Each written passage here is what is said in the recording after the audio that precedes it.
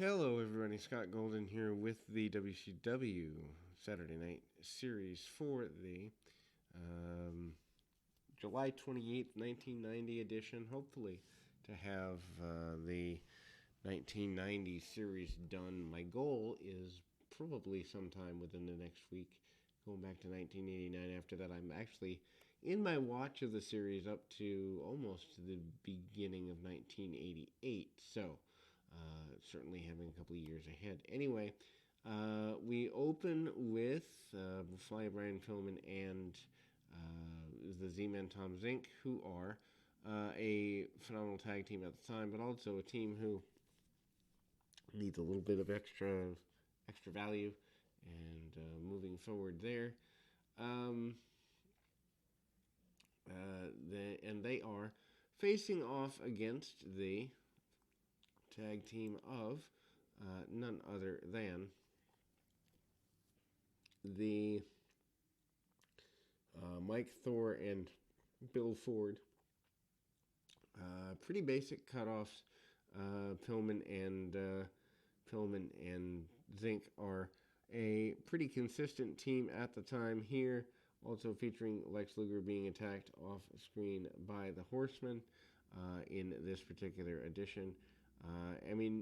Pillman and Zink, former U.S. Tag Team Champions, pretty basic here, and they continue to be at their best and in their best of ways, kind of going forward in the future here.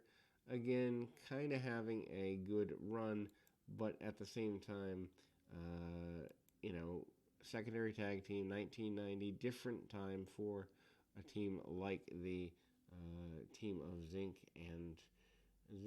and the Flying Brian. Of course, Pillman coming in out of Calgary not too long before all of this, and continuing to be at his best.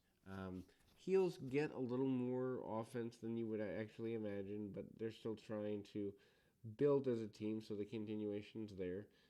Jim Ross interviews Arn Anderson. Anderson basically talks about Luger being out of the Horsemen, also talks about the kind of formation with Sid and the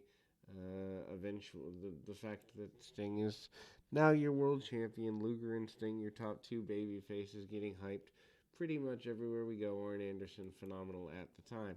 Then we move to another in the enhancement matches, Lee Scott and Buddy Landel. Landel coming back at the time period for what really amounts to, I don't know, I wouldn't call it the best of situations.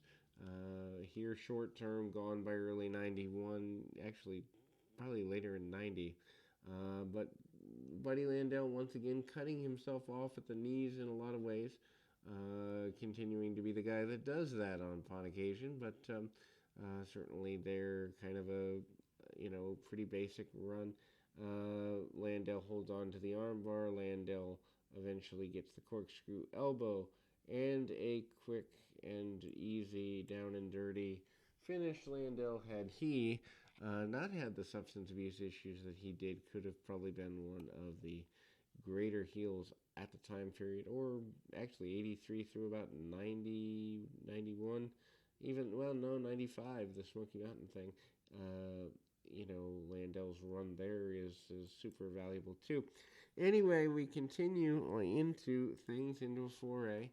Stan Hansen gets a super tight, I guess you'd say, win here. Hansen, of course, getting the victory over an enhancement talent, Stan Hansen. They're kind of showing the hype of him taking on various people. Scott and Steve Armstrong defeating, Tracy Smothers and Steve Armstrong, rather, defeating Sergeant Buddy Lee Parker and James Earl. Right after the bout, Michael Hayes, Jimmy Garvin challenged Smothers and Armstrong to a two-team, 2 out of 3 falls fight until Smothers and Armstrong cleared the ring of those two individuals. Obviously, the run here, the idea here is building up the tag teams. The heel Freebirds, still a thing here in the summer of 1990. And actually, tag team wrestling still a major thing here in 1990 as well. much more than it is these days by far.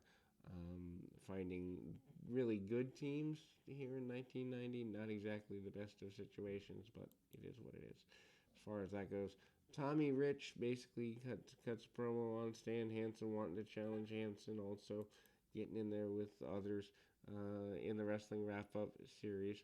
And again, Smothers and Armstrong still major, pretty new to being a team, basically doing the Wild Eyed Southern Boys thing. State Patrol, aka Lee and Parker, or Wright and Parker, ultimately get sent together. A couple double drop kicks from the Wild Eyed Southern Boys. They seem to be pretty aggressive about being in control. Match breaks down, the heels take over, cutting off the ring pretty well. Basic tag match, but worth seeing. A miscommunication between the State Patrol leads to kind of a bonk. Teams or people that are listening to this that want to wrestle basic tag team, psychology and etiquette followed here. Worth checking out if you're interested in that. Match probably goes longer than it needs to. Small promo from the Wild Eyed Southern Boys basically saying they're happy to be Americans and Southern by the grace of God. Sid Vicious up next. Sid Vicious trying to get people to pay him some attention.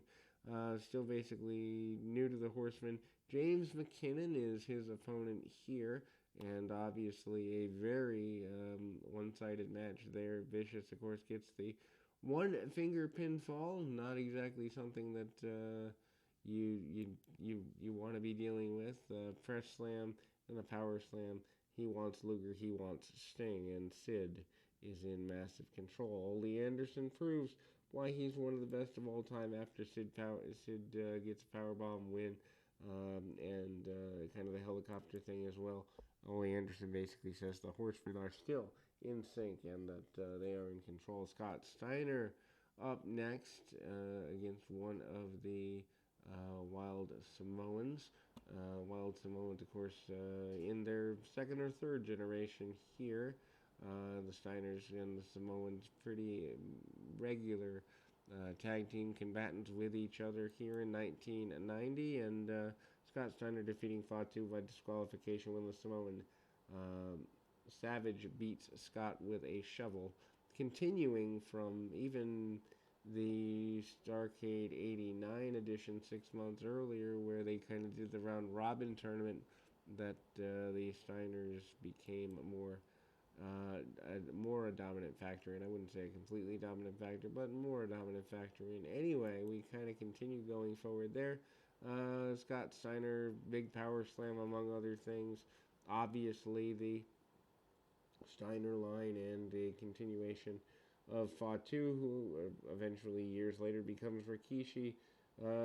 Even here, Steiner's about 1 year into a major push. The brawl goes to the outside, and needless to say, Scott Steiner getting overpowered by Fatu.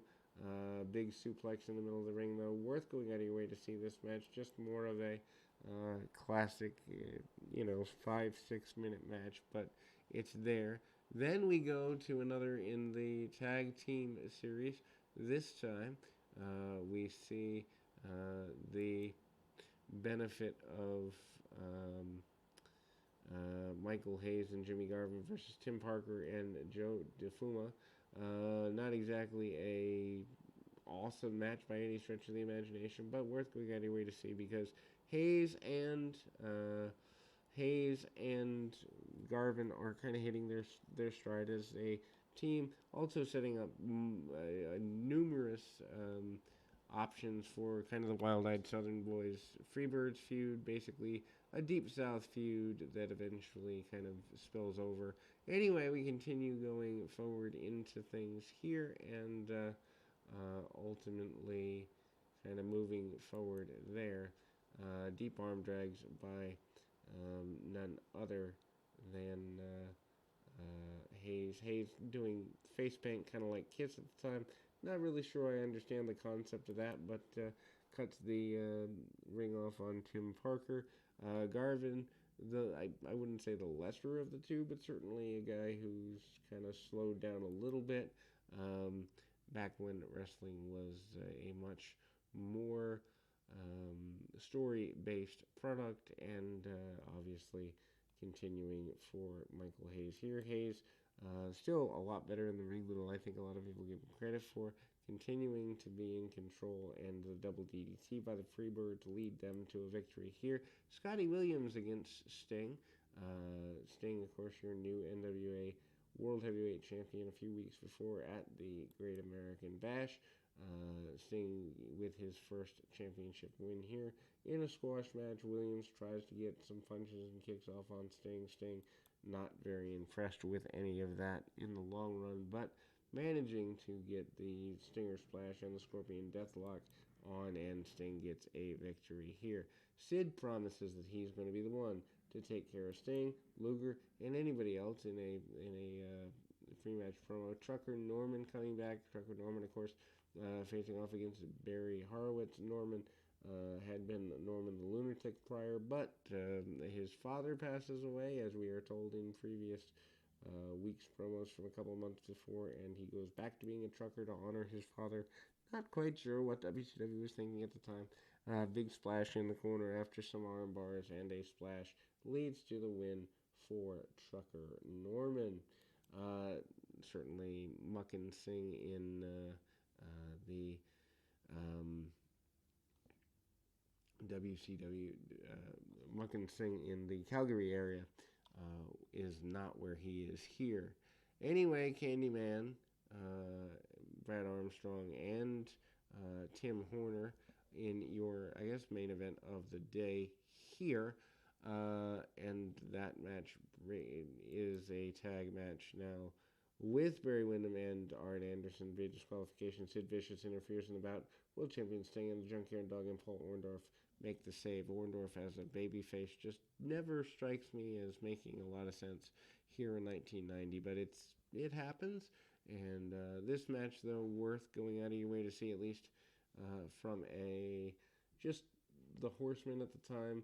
Might not have been the full four horsemen that we're used to, and kind of a transitional unit, but Barry Windham, one of the best in the world, even now. He gained a little bit of extra weight coming back from the issues with his family. Arn Anderson comes in. Arn Anderson, on again, off again, television champion during the time. Anderson, phenomenal at the time. And Brad Armstrong, who I don't think ever got his full due. Gets some good shots, gets a couple head scissors, hip tosses, and the like.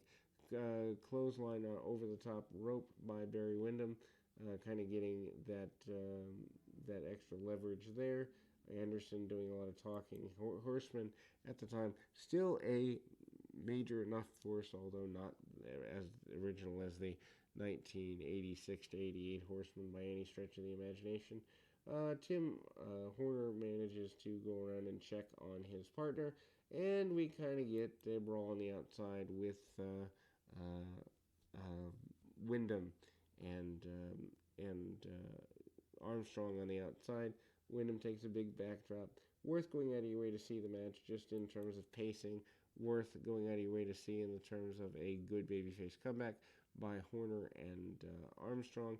All four men in the ring. Obviously, the Horsemen are not going to lose in this position. Tim Horner and Arn Anderson, pretty good friends at the time. Bridging attempted pinning attempt by Tim Horner doesn't go exactly the way he has planned, and all guys are brawling. Obviously, Sid does the run-in, and that will close us for today. We'll be back with more right after this.